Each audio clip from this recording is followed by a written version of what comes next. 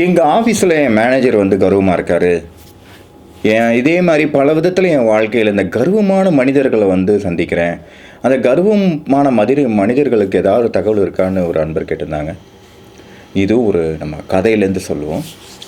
மகாபாரத போர் முடிஞ்சு எல்லாம் வெற்றி அடைஞ்சி கடைசியில் இந்த தேர் வந்து கிருஷ்ண பகவான் கொண்டு வந்து நிப்பாட்டிட்டு கீழே இறங்கிட்டு அந்த சம்பிரதாயப்படி எப்படின்னா வந்து போரில் ஜெயித்தவங்க வந்து சாரதியாக இருக்கிறவங்க, அந்த தேரோட்டியாக இருக்கிறவங்க வந்து கை கொடுத்து கீழே இறக்குவாங்க.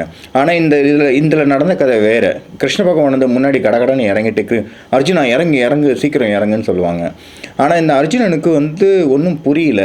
என்னடா அது, நமக்கு வந்து நம்ம இவ்வளோ ஜெயிச்சிருக்கோம், நம்ம வந்து ஒரு கை கொடுத்து கூட கீழே இறங்கலையே ஏன்ட்டு ஒரு வருத்தப்படும் போது, இருந்தாலும் கிருஷ்ண பகவானுடைய அந்த வேகத்தில் வந்து ஒரு இறங்கிட்டோன்னா நீ கொஞ்ச நேரத்தில் பார்த்தா அந்த தேர் வந்து தீப்பிடிச்சு எரிஞ்சிடும். இதை பார்த்து ஷாக்கான அர்ஜுனன்கிட்ட கிருஷ்ண பகவான் சொல்லுவாங்களாம், அந்த தேரில் கர்ணன் துரியோதனன் விட்டு அந்த அம்புகள் அதோடைய அந்த தீய சக்திகள் நிறைஞ்சிருச்சு. நான் எப்போ தேரை விட்டு இறங்குறனோ அந்த தேர்கொடியில் உள்ள ஹனும பகவான் வந்து கிளம்பிடுவாங்க. அப்போது அது வந்து தீய சக்தி அந்த இடத்துல வேலை செய்ய ஆரம்பிச்சிடும். ஆகையால் அதனால தான் நான் உன்னை வந்து உடனே இறங்க சொன்னேன்னு சொன்னாப்புல.